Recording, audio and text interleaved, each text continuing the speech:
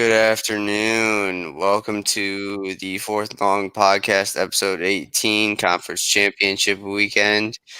We had a pretty decent weekend, a couple upsets, but how you doing, Jake? Good. How are you, Justin?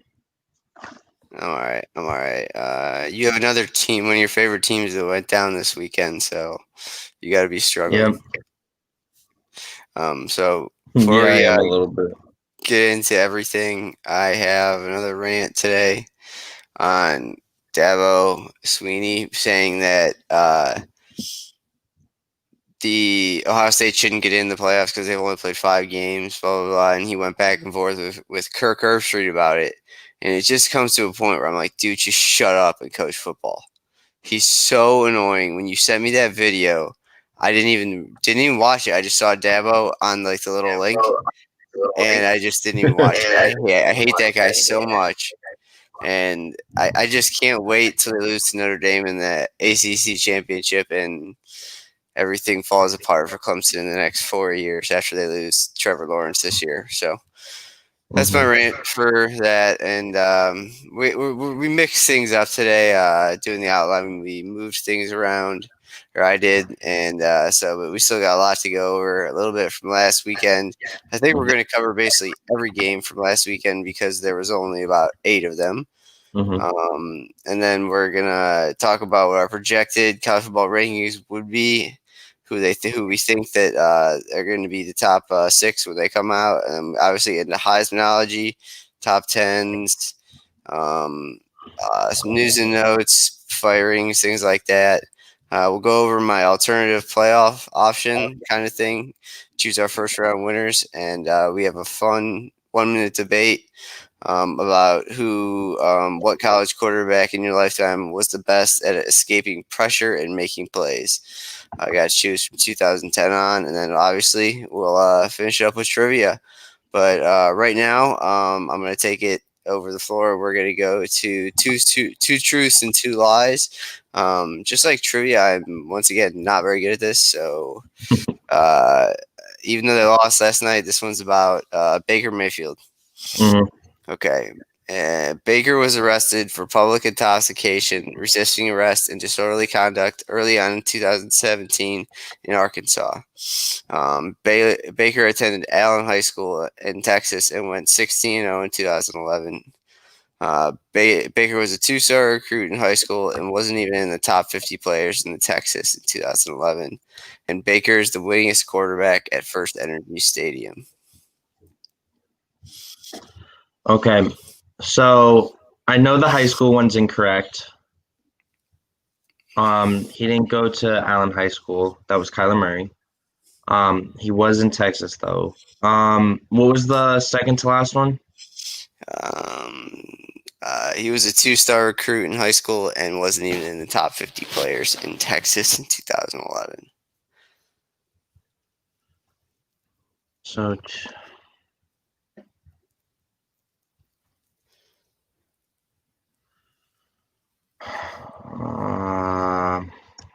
this one should be easy. I know the high school one's incorrect. I'm just trying to figure out. I think I'm gonna have to say that the 2-star one's also incorrect. That's a correct one. I'm saying. I'm gonna say the last one's incorrect. So the second one, the high school one, and then the NRG Stadium one, I believe, is what you had for that one. So the second one is wrong. That's Allen High School. And which one did you say was also wrong? The 2-star or the First Energy one? NRG. No, that is actually true. This year, he became the winningest quarterback at First Energy Stadium. I'll give you extra points if you can guess who had the most wins at First Energy Stadium before Baker. Most wins at NRG Stadium before Baker? First Energy Stadium before Baker. Ooh.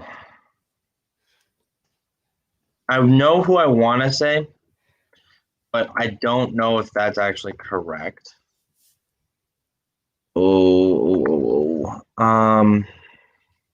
So Baker God, who was it? There's only one person I want to say, but I know it's not correct. Who?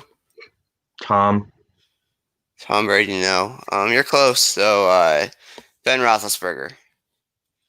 I wasn't gonna get that.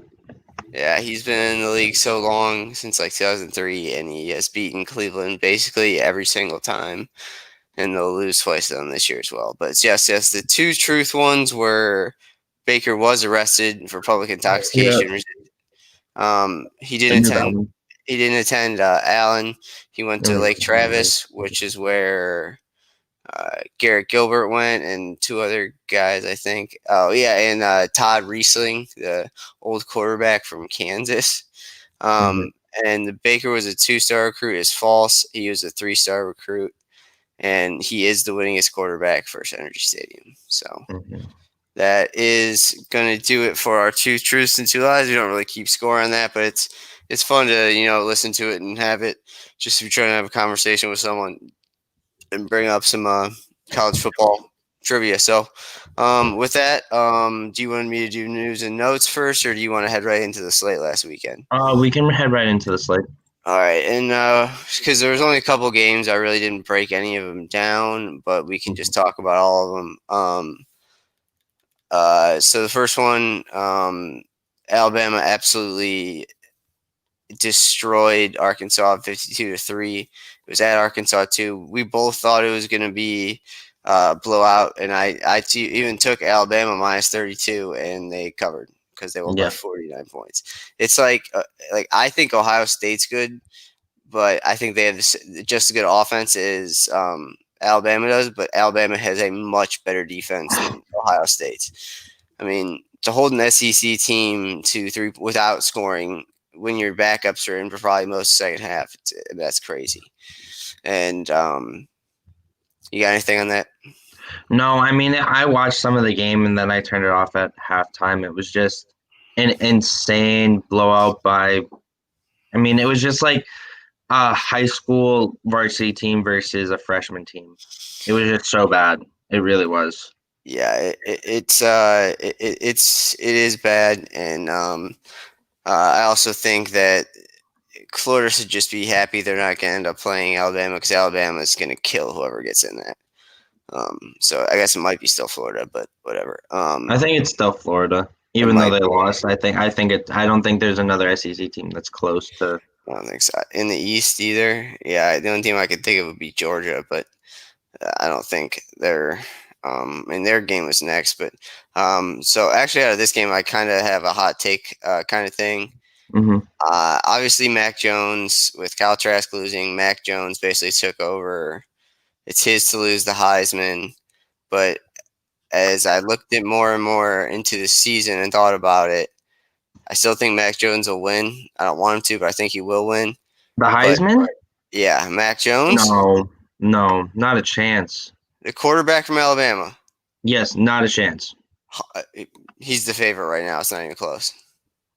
He doesn't. He went 24 of 29 for only 208. He didn't even throw a touchdown pass against Arkansas. You're building a reputation for very bad hot takes. Let's go back to I BYU. just don't think another. I don't. He's not a. I'm not saying Kyle Trask should win it. I'm not saying Zach Wilson should win it. But there's no way after that stat line, Mac Jones deserves to win that award. And I understand. I'll bet you $20 if Alabama is impressive and on Saturday and wins the SEC championship, Mac Jones will win the Heisman. I don't like it either. Are you saying that Alabama as a whole is impressive, or are you saying Mac Jones throws for at least like 400? Alabama as a whole is impressive. No. It's who's in front of him right now? Not Kyle Trask. I know Kyle Trask. Definitely not Trevor Lawrence. Definitely not Justin Fields. And definitely not Zach Wilson. I think Kyle Trask is still the person who's closest to him, who was my hot take to begin with, was it might be Devonta Smith. He's been crazy off the charts for. I mean, that's what if they invite 5 to the virtual one, I think Devonta Smith's now going to get in over Najee Harris, because we haven't really heard about Najee Harris for a couple of weeks. But yeah, I mean, you may not like the fact that Mac Jones will win, but your boy Kyle Trask had the opportunity. And even if he would have just played okay, if they would have won this past weekend and he played okay in the SEC championship, he probably still would have won it. But now that they lost to LSU and how that game ended, it's Mac Jones's to lose, and it's really not even close. Justin Fields can't catch him. I don't think Trevor Lawrence has been his name has been so quiet lately. I mean, he's still having good games, but people expect so much more out of him, so he's not going to win it. Fields definitely isn't going to win it. Zach Wilson, he had an okay day on Saturday, but he lost his Heisman hopes when they lost to Coastal Carolina. Yeah. And I would think the closest one right now is probably someone else on Alabama's team, whether it's Najee Harris or Devonta Smith. I mean, you can keep sitting there and telling me that that's not right. So it's right. That's what's going to happen. You might not like it, but I don't think it is. But we'll see. We'll see when come the if in the SAC championship game, it's a close game. Mac Jones has like 3 picks, and Kyle Trask have 1 or 2, but still throws for more yards than Mac Jones against Alabama's defense. Kyle Trask wins right then and there. Even if they lose the game, I guarantee you he'll do it. Kyle Trask has to win the Alabama game to be in. And you keep telling me about how Mac Jones is going to throw 3 picks. The dude's thrown like 1 pick all year. He's not going to just randomly throw 3 against a Florida team that isn't as good as we thought they were. So we'll see. But we'll move on from that. When you can take over the next one, I believe. I'll look up the odds in Vegas. I bet you anything that it's Mac Jones is the favorite. But you can go. I mean, you can kind of go over the Florida LSU game if you want. It was a great game. We thought it was going to be. We both had like weird takes on it. Going into Friday, we both thought it was like we thought Florida would struggle a little bit against LSU. I mean, LSU has had some points in this year where they've shown they can play up to a team versus play down to it. So again, it was just a really entertaining game to watch. It was a rough ending. But Kyle Trask was still really impressive in that game. I mean, he threw for 474 yards, 2 touchdowns, and 2 interceptions, and just looked really solid. He tried to bring that team back because their defense was struggling against LSU. But yeah, they had 2 wide receivers over 100 yards. And that's without Kyle Pitts. That's what's most impressive about me is he had his number one target wasn't there.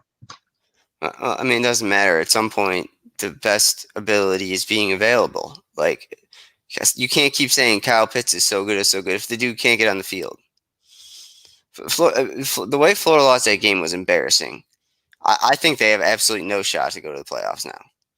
I think even if they beat Bama in the SEC championship, maybe if they win like 63-0, like Ohio State beat Wisconsin a couple of years ago, Florida's not going anywhere near the championship. I think you're probably right on that, but at the same time, you still have Iowa State at a 2-loss team that was right behind them at number 7. So we'll see. We can talk all we want, but we don't know what the committee's going to do. Because you even said it in your ad that the committee favors big conference teams, and Florida is one of those teams that's entertaining to watch, and that brings in a whole lot of money, especially this year when they're hemorrhaging money.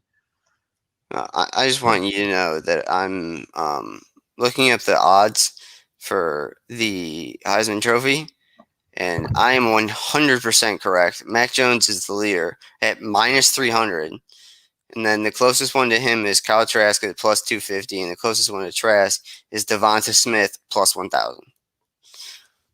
Trevor Lawrence is +1,400, Ian Book is +1,400, Fields is +2,500. So unless Mac Jones has his arms or legs ripped off his body, he's going to win the Heisman Trophy. And that's atrocious. Mac Jones is not that good of a quarterback. He's going to be the next A.J. McCarron in the league. So that's atrocious. If he wins the national championship, it doesn't matter. He still won the Heisman. You're forever remembered. But we'll move on.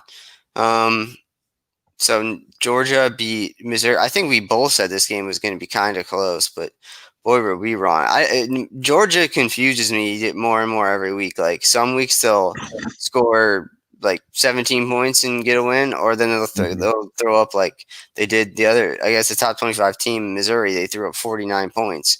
So Georgia's really confusing to me. I'm kind of happy that they're pretty much out of contention for the playoff, because Georgia's always one of those kind of teams that sneaks behind people. But yeah, so if you have anything else on that, if not, we'll go on to the next one. I mean, I thought it was going to be a little bit closer, and it was for like a quarter, maybe two. But Georgia just pulled away. I mean, we hadn't heard anything about Missouri, so I feel like that attributed to their. Yeah, we both said we knew nothing about that. Yeah. So, and with that, we head into what probably was our game of the week last week. I don't know if we really had one, but number 17 North Carolina at Miami, and this is what a good North Carolina team can do. They can put up points with anyone in the country. Their offense is incredible. They didn't even throw the ball that much on Saturday. One of my helmet stickers, Michael Carter, their running back, had like 24 carries for 308 yards. So you also forgot their second. They had another running back, Javonte Williams, go for 236 yards and 3 touchdowns. I didn't see on that. Almost the same amount of carries, which is you had 2 running backs that combined for 500 yards. Still not as good as the Buffalo running back. No, I know. Yeah, I'm just kidding. But yeah, still, so that's I mean, insane. North Carolina, I feel like, I mean, it's good they got the win here. I feel like they're going to look back at this season and be disappointed and just kind of not happy with how it ended, because I do go back to the like Notre Dame game when they first lost, like not when they first lost, when they lost to. But I mean, they could have beaten Notre Dame. They could have beaten Clemson. I think they'll look back on this and be like, this was a season where we had Sam Howell probably in his prime, a ton of offensive weapons around him. And but yeah, I think this will be a lost season for them, but good for them. They'll make it a top 16. They'll get one of the bigger non New Year's Day bowls. But heck, I don't even know if there's going to be New Year's Day bowls this year, the way teams are dropping. So yeah. I mean, their running game was unstoppable. I couldn't believe it. I don't know how a Miami, Florida team got to be ranked number 10 when they gave up 500 yards. I mean, that's like MAC stuff. That's like the stuff that I think is funny. I like to cover is the MAC. Partly because Kent's close to me, but also partly because it's on national TV during the week. Like, those are MAC numbers. Like, that shouldn't be happening in good college football games. Yeah, that's Madden type numbers that you just don't see on the usual basis. Yeah. So there's that. I think Mac Brown will look back and say he kind of missed that one, but they will have Sam Howell back next year. I don't know about their skilled players, but Sam Howell will be back for his junior year. So hopefully that'll be good for them, and hopefully he looks back on this and is disappointed as well, because he's had an up and down year all year. So I mean, I remember coming into the season, I thought he was going to be one of the favorites for the Heisman. I mean, he could not be farther away from that. Yeah, that's true. But now we switch from North Carolina to South Carolina, and number 13 Coastal Carolina beats Troy at Troy 42-38. I was surprised this was as close. I didn't think that Troy isn't very good, but it's also a sneaky little kind of a trap game, because Troy's not horrible, but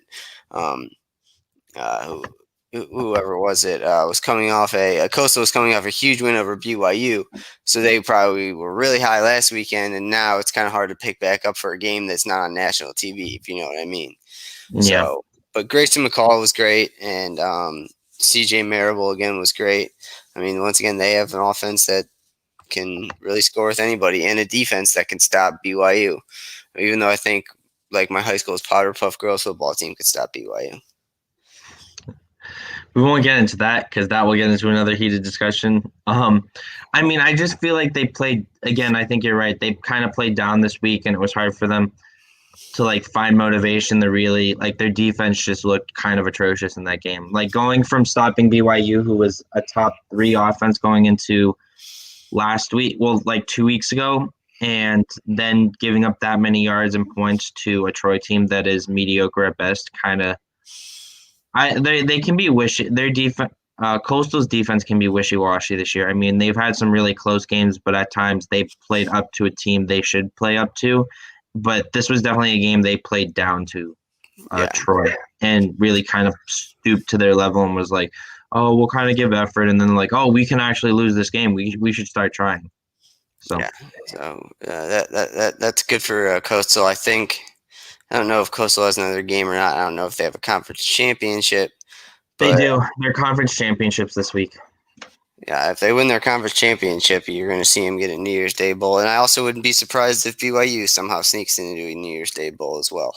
I think BYU has a chance. I mean, there's still a 10-1 team. I know they're ranked 18th in the country right now, but again, I think it was shocking. We both thought it was shocking. They dropped 6 spots after losing like a 4-point game against Coastal the week before. But yeah, I just think BYU definitely deserves it. I mean, they're only 10-1, so and Coastal is.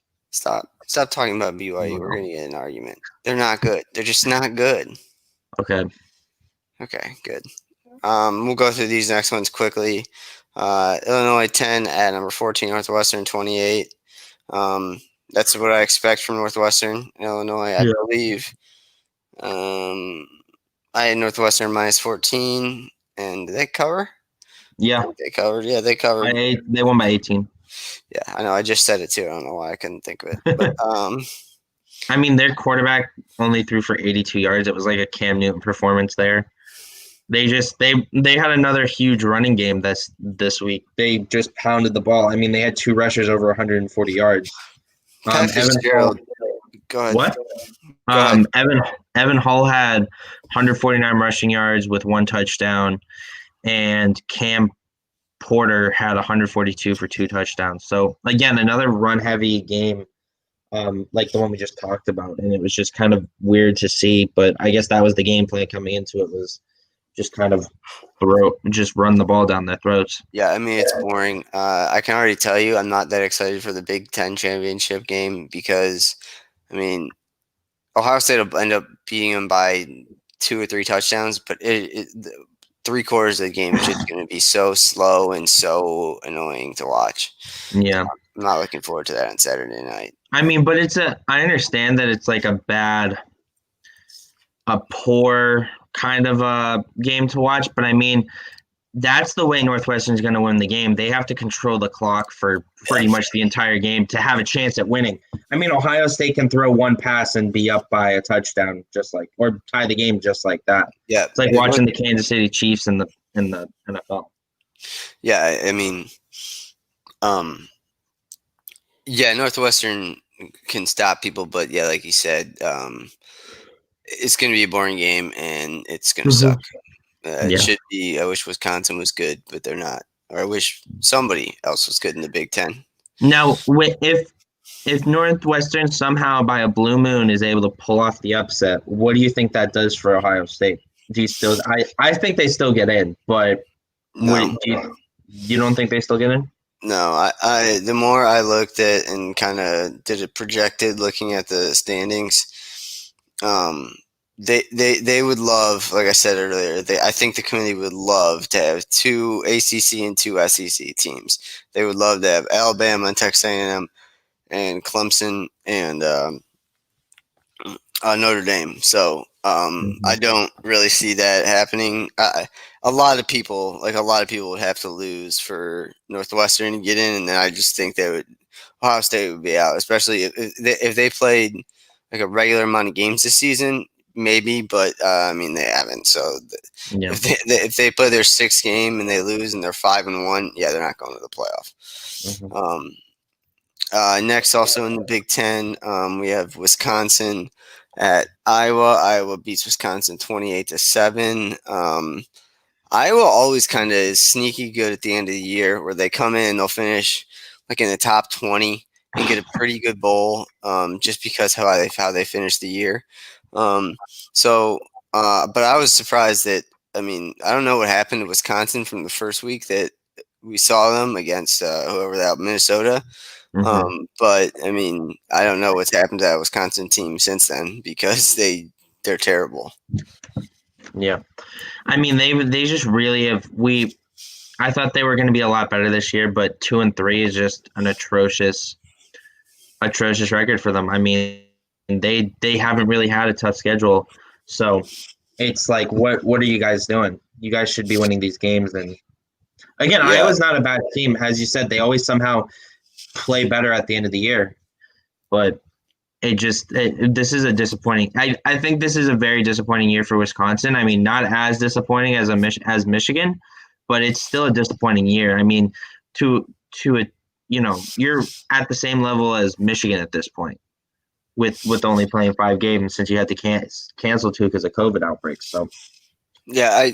I mean, if you look at the Big Ten's Big Four, which I would say is Wisconsin, Ohio State, Penn State, and Michigan, this has to be their worst combined record ever. I mean, uh, all three other teams are below 500 except for Ohio State, and so I mean the Big Four this year have just been horrible. So yeah, their second team with an actual overall winning schedule is Indiana. What does that say about the for the yeah, Big Ten East? That's crazy. yeah, it's I mean, yeah, I guess right now you'd have to say the Big Ten East, which is the Big Ten West, which is usually the easier division. The Big Ten West was probably harder this year when you had to play teams like Purdue, Wisconsin, Iowa. Minnesota. Yeah, then having to play 2-5 Michigan and 1-4 Penn State. So yeah, Yeah, the Big Ten did a little flippity flop on us. yeah, Um, it did. all right, and then you can take over this one. Just tell everyone your lies about BYU. Keep going. I won't. I won't. I mean, it was a weird game for them. I mean, after San Diego State scored their first 14 points in the first quarter, they just were kind of silent. They couldn't really push past BYU, which is surprising because of how atrocious BYU's defense has been over the last couple weeks. But I mean, Zach Wilson still had an okay game. I mean, 25 of 34 for 310 and 3 touchdowns is not the best performance, but I mean, they didn't have a wide receiver go off crazy. The running backs were kind of silent, but it was just all around just like a quiet game for BYU. It was a game they should have won, and they did win, but at the same time, it doesn't really. If they had won this game like 62-14, like UNC did, then I would have been, oh yeah, BYU's back and everything. But I mean, they only scored 28 points is just like Yeah, whatever at this point. yeah. So with that, and then we'll head into I think of our. I mean, I don't have much to say about BYU. This was probably a tough game for them to get up for. It's hard. I mean, they thought they were in the race all year, and now they're just kind of playing for nothing. So, but I mean, I guess the Yeah. seniors get to go on the field the last time, but I mean, in the they still get a bowl game. They're already scheduled to face UCF in the Boca Raton Bowl, so. that's gonna be sweet. Except they're Mormons, so that sucks. Um, Yeah. So the last two, I don't even think that we watched or even covered either one, but they were the only other two ranked teams to play. Utah beat number 20 Colorado 38-21, Hmm. and Oklahoma number 22 Oklahoma State beat Baylor 42-3. But it would have been nice if Oklahoma State could have put out that kind of offense against like Oklahoma or someone halfway decent. Yeah. And so, and then other than Oregon being not as good this year and USC and Keaton Slovis, I know nothing about the Pac-12. I know Yeah. Arizona State's pretty good. I know Arizona. I forgot to put this in my notes in the news, but Arizona fired Kevin Sumlin. It's Hmm. it's a strange how he was like at the top of the world with coaches. I mean, he could have got any job he wanted after Texas A&M, after Johnny Manziel, and he stayed at Texas A&M and obviously went down with the program. But I guess they're back. But I mean, other than that, yeah. And so I mean, Oklahoma State was impressive. I don't think Chuba Hubbard even played. He didn't. Their leading rusher was Richardson or something. Hmm. He had like 147 yards or something. But so he was a good replacement. But Yeah, so it's just too little, too late for Oklahoma State, and I honestly didn't even know Colorado was ranked. Yeah, So I didn't either. So yeah, it shows you a There's not a real lot of depth this year, this year, and yeah. yeah, and there's not a lot of parity. It's kind of like your top 4 to 6 or top 4 and 5, and then Mm-hmm. kind of just everybody else. So, Yeah. and with that, we're gonna move on to our picks record and our locks record of the week, and then we will get into. I also added our trivia record to make Jake feel good about himself, and then we'll get into a little bit more of the college football playoff. But this week, my picks. I have my big board here. My picks were UNC +3, Wisconsin -2, Northwestern -14, BYU -16.5, and Missouri +13.5. So I got Northwestern -14 and UNT +3. So I was 2-3 in my picks. And then you had UNC +3 as well. Florida -23.5 did not happen. BYU 6.5, 16.5 you missed as well. Florida LSU under 68.5. You went. That's not right. You went over in Georgia, Missouri under 54.5 is what you had. So you went 1-4 this week. But our records for our picks, I'm 11-11. You are 11-9 somehow. Even though I don't know how I've just fallen off the wagon, but whatever. Yeah. Then our locks, I had UNC +3, BYU -16.5, Alabama -32, UJ Mizzou under 54.5, and Wisconsin, Iowa over 41.5. I obviously went 2-3 in those. I somehow got Alabama, so I'm just gonna keep betting on Alabama every weekend because they're gonna cover. And then I got UNC right, so I was 2-3 in my locks, making me 12-8 overall. My trivia record is 10-9. For your locks, you had BYU -16.5, UGA Mizzou under 54.5, Bama Arkansas under 68.5, basically because Arkansas couldn't score, and then UNC +3. So you went the 2-2. It looks like. So your record is now 11-8. And then your trivia record is much better than mine at 13-6. So we will keep track of the trivia today, but I might have started telling people not to follow our picks. After the first few weeks when we were red hot, we have cooled down just a little bit.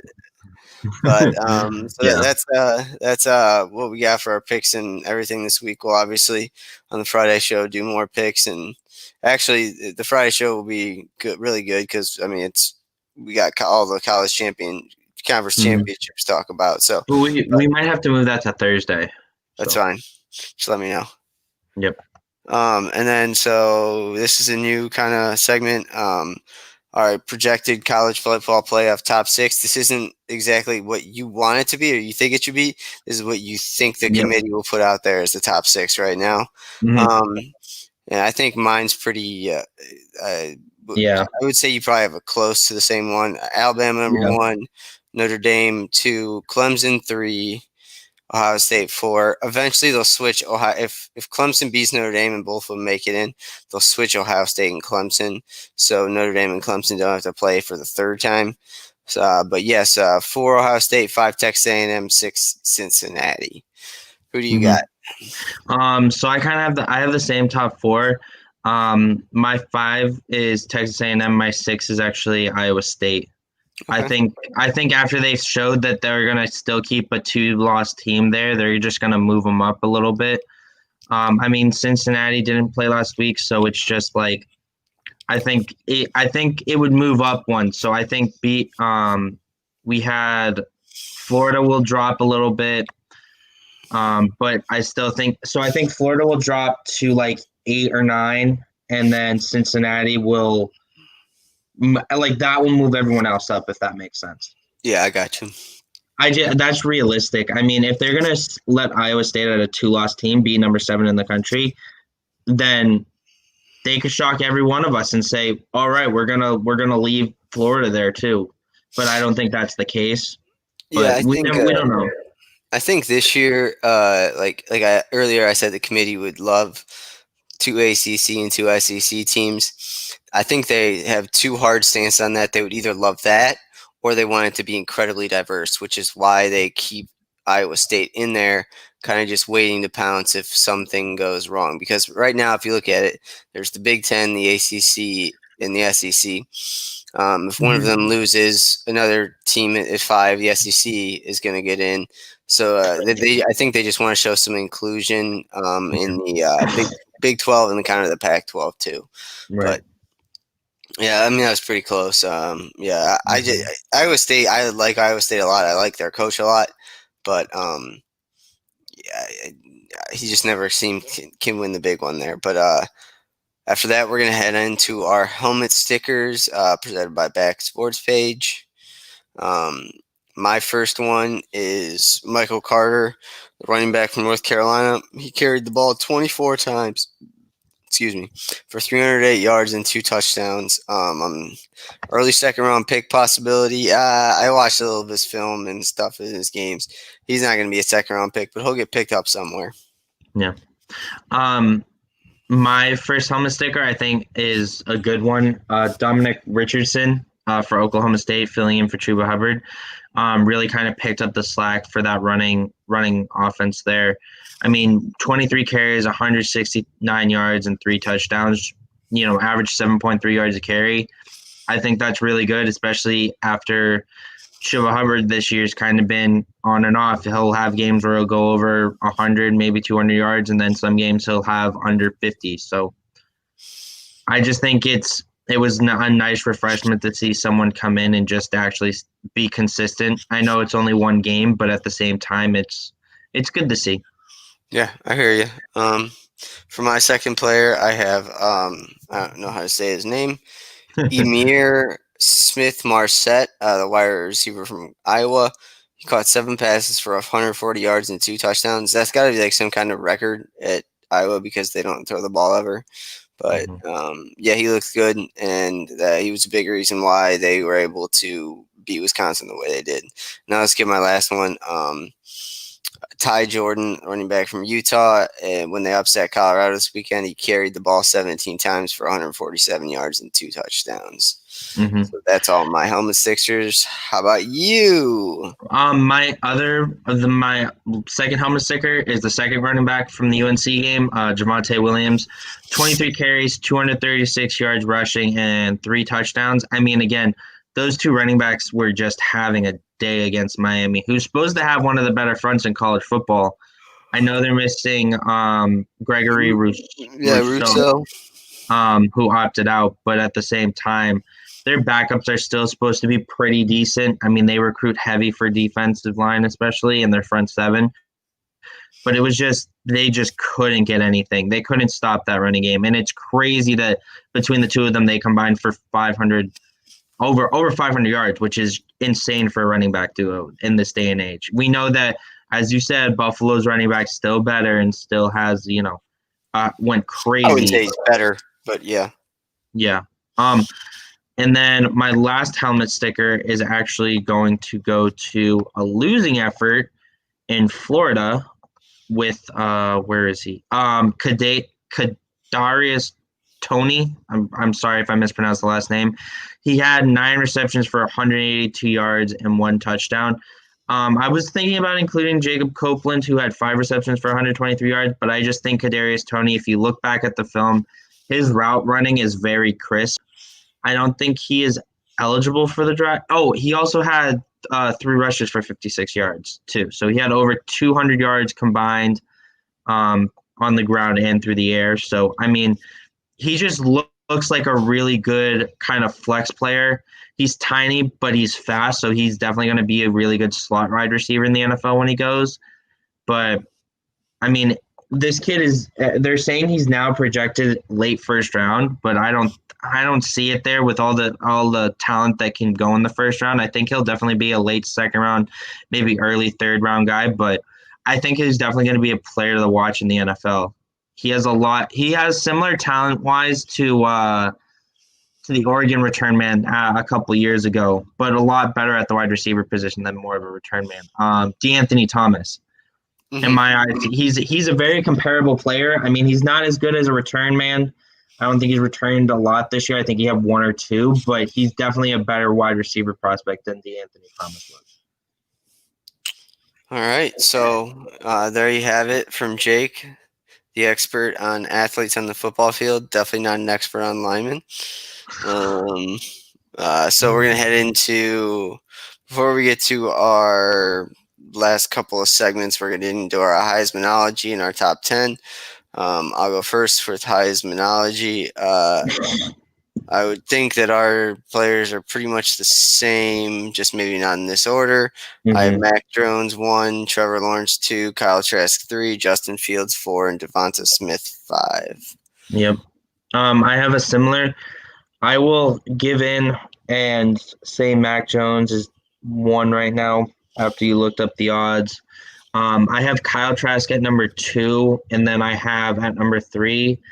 I have a tie between Devontae Smith and Najee Harris. I know Najee Harris hasn't had the numbers in recent games, and Devontae Smith has, but I still think that you look earlier on to the season, and Devontae Smith was kind of absent when Najee Harris was going off, and now Devontae Smith's going off, but Najee Harris is quiet. So I have them tied for number 3, and then I have Justin Fields at number 4 and Trevor Lawrence at number 5.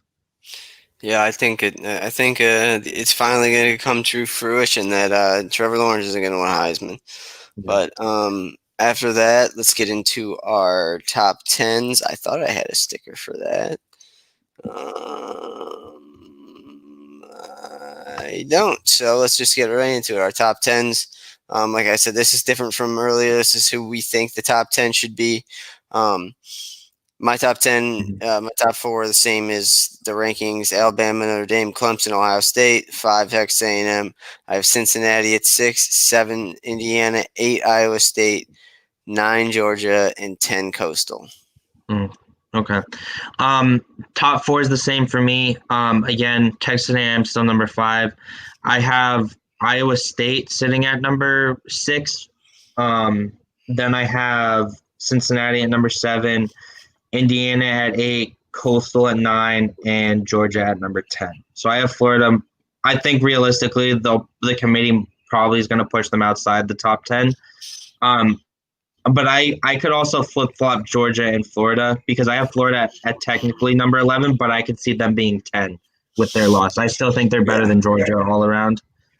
Yep, I feel you. I feel you. That's it seems to be consensus. It finally seems like, I mean, I know we kind of already had it, but it seems like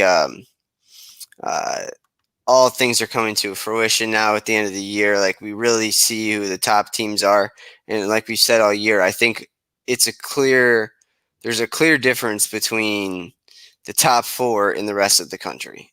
I think we can all agree on that, or the top 5 or 6 in the rest of the country. So it's been not a lot of parity this year in college football, but it's definitely still been wild, and it's always fun this year just because you never know what's going to happen. I mean, who knows? Yeah. Ohio State could have to cancel the Big Ten championship, and then Florida's right back in the conversation. So, but with that, we head into news and notes. A lot of these are from Sunday. I didn't really get them up and out, but there's some good ones. Indiana and Purdue usually play for the old Oaken Bucket in the rivalry game, and they won't play this year. So that sucks because of obviously COVID.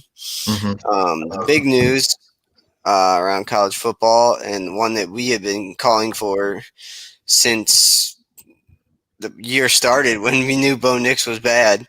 Gus Malzahn was fired as the Auburn head coach Finally. on Sunday after 8 years at the helm. I just have a list of some of the top candidates to replace him. I really think they're going to go after Hugh Freeze, the Liberty head coach who used to coach at Ole Miss. Obviously, he's familiar with the South and the system. Apparently, the favorite right now is Mario Cristobal, Okay. Oregon head coach, which I don't know why you would leave Oregon to go to Auburn. I guess it's more money, and I guess you have access to Southern recruits, but it takes years. We kind of talked about it last week. Like, it takes It years takes for these years guys. to develop your own program. Exactly. So, and with schools like that, he's just going to go to Auburn. If he doesn't win year one, they're just going to be calling for his head too. So, Yeah. yeah, It's in my opinion, it's kind of a death sentence if you hire someone outside the program the first year, because they're not going to know any of the players. They're going to probably bring in a whole new offensive and probably defensive scheme. And it's just like, what are you supposed to do there? I don't understand what a coach is supposed to do in that situation yeah. when you don't have any of your own recruits, you're coming into a program that's struggling, and it's like, I just feel bad for whoever takes over that position. I'll tell you what, I don't feel as bad for the new coach because I do feel more worse for the new coach because he's got to deal with Bo Nix for another year. Yeah, So, that's well. We could not see that too. We could see some if they hire outside. I very much believe that we'll see someone. Yeah, we'll see a different quarterback. Like, I know it's probably unrealistic, but I think it's a very good possibility. If someone actually wants to win at Auburn, they're going to probably change quarterbacks. Yeah, but I don't think they will change quarterbacks for anything. No, I don't think either. But I'm saying if you want to win in that program, unless Bo Nix, if whoever gets hired for that position is like the quarterback whisperer and is just like, Bo Nix, you gotta make this right now. Like, it's not going to happen. I mean, they just don't see the talent there for him. Yeah, so Mario Cristobal was the second candidate to replace him. Then Matt Campbell, the head coach at Iowa State. I would be very mad if Matt Campbell took this job because we've been offering it. The Browns have been offering him head coaching job like every year for the last 5 years. And now he wants to just go to stupid old Auburn, Alabama. Billy Napier, the Louisiana head coach, his name's been floating around for a lot of jobs. Yeah. And then, and folks, just want a reminder, that is not Louisiana Tech. That is just Louisiana. ULL. Yeah, I don't know what it is. And then the fifth one I have is they seem to think Steve Sarkisian would be a good fit. I tell you what, right now, this is another kind of take I have.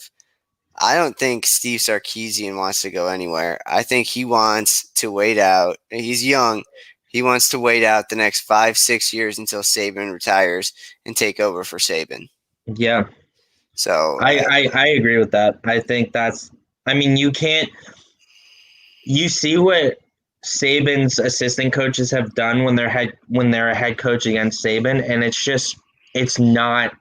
they're non-existent. They haven't won against him. It's just they can't. So I just think that's a smart decision for Steve there. I mean, Sarkisian, it's just, why would you leave that type of program to go to a team that you're going to have to – their rival, basically.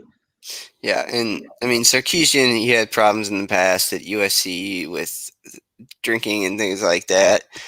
So he's still kind of looked at, I think, around the country as like not a real head coaching candidate, but I think he's implanted himself so far into the Alabama program that I don't think Nick Saban's going to be a guy like when he retires, be a guy like, oh, hire this guy. I just think Nick Saban will retire and be like, whatever the fuck you do, I don't care. Yeah. But I think it's actually a very good possibility that when he retires, he'll just become probably the athletic director of Alabama. Yeah. I feel like he's like 60 something though. He's old. I mean, it's a possibility. I don't know if it will happen, but if you see every time he talks about it, he like lives in his house. He has two houses. He has the lake house and then he has a house near campus. But he lives, sleeps, breathes Alabama football ever since he left LSU. And it's just like, well, okay, then I can't see him walking away completely from the program. I still think he'll want to be around it, and I think an athletic director is a very good position. I wonder if when Saban does retire, I wonder if he'll do a kind of like a retirement tour, like we've seen NBA players and Major League Baseball players do. Like he'll announce it before the season, and then he'll go to all the away SEC games and like be crowded with Gifts. showered with like showered with like congratulations, like the Derek Jeter treatment.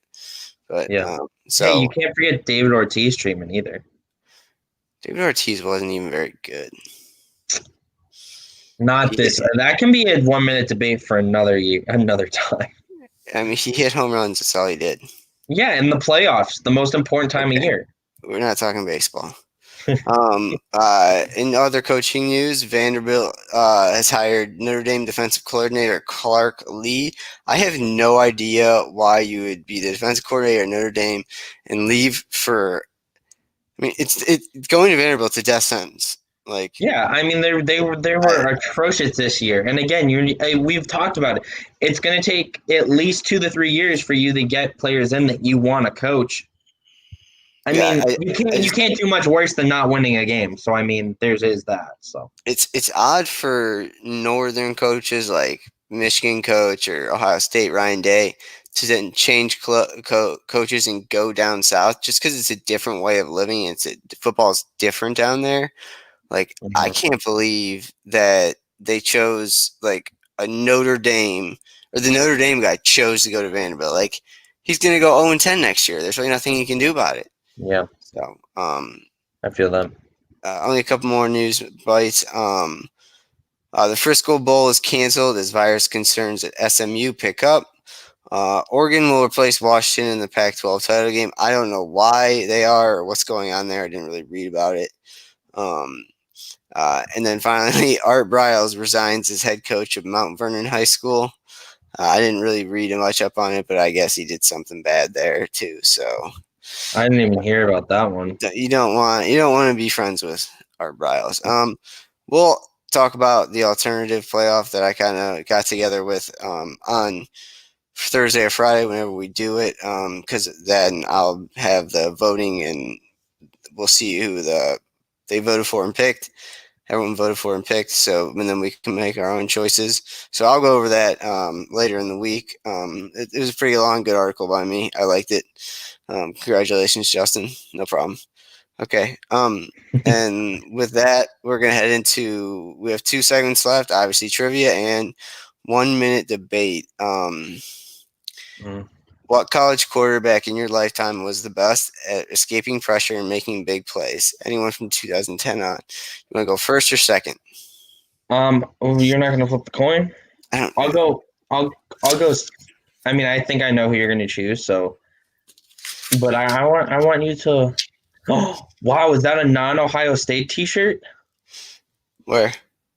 That you're wearing? Yeah, it's North Carolina. Yeah. It's my other favorite school. Oh, okay. I love North Carolina basketball. It's like my favorite thing. I can't find it, so do you want to go first or second? I'll go second. Okay. Mine's pretty easy. Yeah. If this were an NFL question, I would say it's Ben Roethlisberger. I'm gonna write an article on that tomorrow-ish and like kind of rank all the sack breakers in the NFL. But Deshaun Watson and Ben Roethlisberger too. But in college, there was no one quite like Johnny Manziel. He absolutely. It even got to a point with him that he was so good at escaping pressure and sacks that I almost think he like went into the pressure in the sack just to avoid it, like and make it more of a show. But yeah, he was incredible when Texas A&M upset Auburn. He had that tipped fumble or a tipped snap fumble that he recovered and then ran and threw it 25 yards in the air for a touchdown. He was able to get out of any sack for the most part. So yeah, I mean, it sucks. His NFL career was horrible. It was with Cleveland. It sucked. And but other than that, yeah, he was for my lifetime. That was him. But like I said, if it was the NFL, it'd be Ben Roethlisberger. But yeah, Johnny Manziel. It must have been super hard to tackle him. Also, because he's short and shifty. Mm-hmm. I thought you were gonna go with Baker Mayfield, but he was kind of shifty.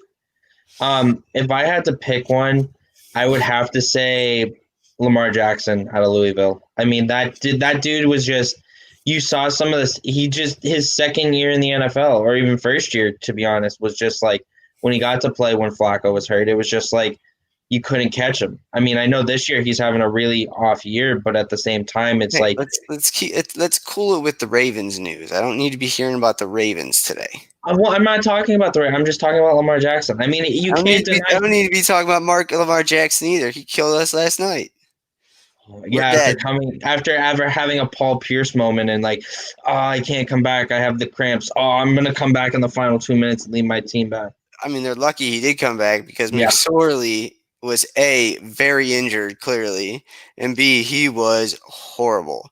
I don't know how you don't have a better backup than him. I mean, go sign a guy like Alex Smith to be a backup. But yeah, Lamar Jackson was good. He's a little bit different category for me. He's almost like one of the run first quarterbacks, kind of like Pat White used to be at West Virginia, and whoever that running quarterback is for Ole Miss. He's more of a running quarterback, I think. And to me, Johnny Manziel was more of a guy that moved around so much in the pocket and still like threw the ball. Like there's no real better or worse between the two. It's just two different type of styles. I can understand that. And obviously Lamar was just as skinny as Johnny was, but Lamar's big. I mean, I think he's 6'3" and he's pretty built, so he can take hits better than a small 5'10" quarterback can. So yeah, he can also see over the offensive line. So yeah, that's been a problem with Baker. But it hasn't been a problem with Kyler Murray. But I mean, these are all questions we could talk about in the offseason. But yeah, so last night sucked. The Ravens. That just sucked, and I just knew when they got the ball back with 50 seconds left, I knew that they were going to kick the field goal because Justin Tucker doesn't miss. Yeah, but, I mean, best kicker of all time in the NFL. I know, and they got to they still got to only like the 38-yard line, which is a 55-yard field goal. I mean, it would have been good from 65, 70 yards. It's unbelievable, and yet the Browns have a kicker who can't make a PAT. Yeah. But all right. So with that, we're gonna get into some trivia. You can go first with your question, and I'll go second. Then you'll go. Then I'll go. Things like that. Okay. Hold on. I'm just pulling it up. I wrote them down somewhere. All right. So since we are going into bowl season, I tried to do a couple questions about some bowls. So with you probably need a pretty mild climate to feature a game with a name like the Sun Bowl. Where is the Sun Bowl played? Is my first question. Kind of give you some soft toss here.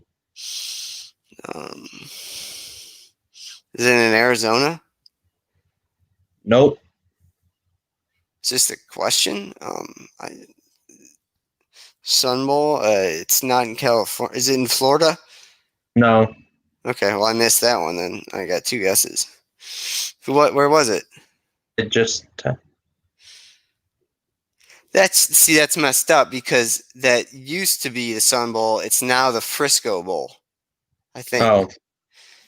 I had something about the Frisco. Oh, the Frisco Bowl got canceled this year, but no, you might. That's different. No, the Frisco Bowl is in Frisco, Texas. You're right. Mm-hmm. I mean, El Paso isn't that sunnier or cloudier than anywhere else. I don't know why you said in moderate climate. Okay, so everyone remembers. This is soft toss. Should be easy for you.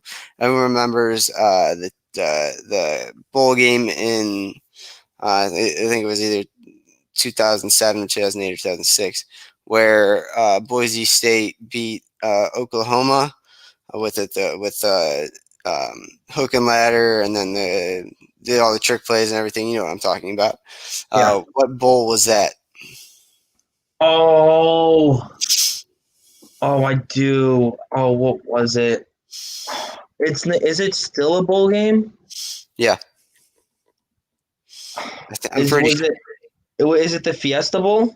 Yeah, Tostitos Fiesta Bowl. That's I didn't know if it was still a thing. I thought they got. I forget. I don't know. I think it's just the Fiesta Bowl now, but I'm pretty sure it's one of the New Year's Day sixes. So yeah, I thought it was, but I haven't watched. Okay, Okay. so I'm gonna go again. It's Okay. gonna also be around that game because I'm obsessed with that game. I love that game. Um, what was the name of the running back that took the Statue of Liberty handoff and won the game for BYU? And Oh what God. did he do? What did he do when he scored? Oh wait, okay. So I know that he just took the ball and chucked it into the stands. I know that. I've seen the video. Yeah, you're What was missing his the name? big part. Oh, didn't he the big part? Yeah, yeah, he threw the Didn't he, football.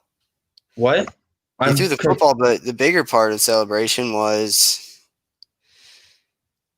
didn't he take his I know he took his helmet off. okay. What? You're talking to me like I'm obsessed with this game. It's a great. It's. I think it's one of the greatest games ever played. Okay, so you don't I know mean, I unless you. can I don't know who the running back's name was. Okay, his name was Ian Johnson, and yes, he threw the ball in celebration. But the bigger part that you somehow missed and didn't know was that he proposed to his girlfriend, who was a cheerleader, right after he scored. Um, God, get it together. I didn't want. That was Why don't you that ask was your one of last the best. question?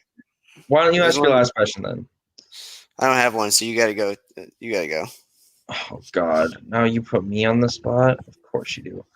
All right. So, well, I have like 6 questions that I wrote down, and it's just like I'm trying to stump you. Okay, so in 2006, the Orange Bowl was played between a Big Ten school and an ACC school. Who won? What bowl is this? The Orange Bowl, 2006.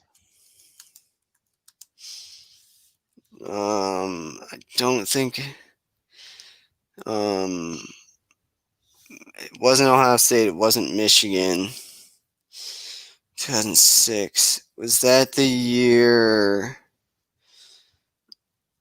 It wasn't Michigan. So it's got to be Penn State.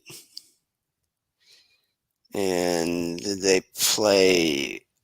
I want to say this is the year they played Boston College and Matt Ryan. No. Then I don't know the second one. I knew it was Penn State though, but I didn't know the other one. So who won the game though? Penn State. I don't know. Yeah, you're right. All right. Well, we're gonna X the rest of our trivia. I have to go to the bathroom really bad. So we're gonna say that's it for today. Make sure to follow us on our Instagrams and social, and we're trying to implement new social media stuff. But it's getting lost on me sometimes. So we'll try to we'll update for the show, obviously, all as well. I posted my article on Facebook. I'll post it everywhere. Please just go in, take 2 minutes, vote for the first round matchups. The winners will be released either Thursday or Friday when we do our show, and we'll talk about who we would have picked in the first round. I think it's kind of a cool thing going into bowl season and everything. So just a nice alternative way. So we'll be doing that on Thursday or Friday, whichever we decide, but we will also be putting it out on social media when we decide to go. But other than that, I know for us Northerners and you people that live in the Northeast, you're supposed to get one of the biggest snowstorms in the history of the Northeast. I feel like they say that every year, but then every year I think it's worse than ever. So stay safe out there, stay warm, and anyone who has COVID, thoughts are with you. And you got anything, Jake? Nope, just stay healthy, stay warm, and hope everyone has a good rest of the week. All right, that'll do it for us. The Fourth and Long podcast presented by Back Sports Page, episode 18, Conference Championship Weekend. Booyah.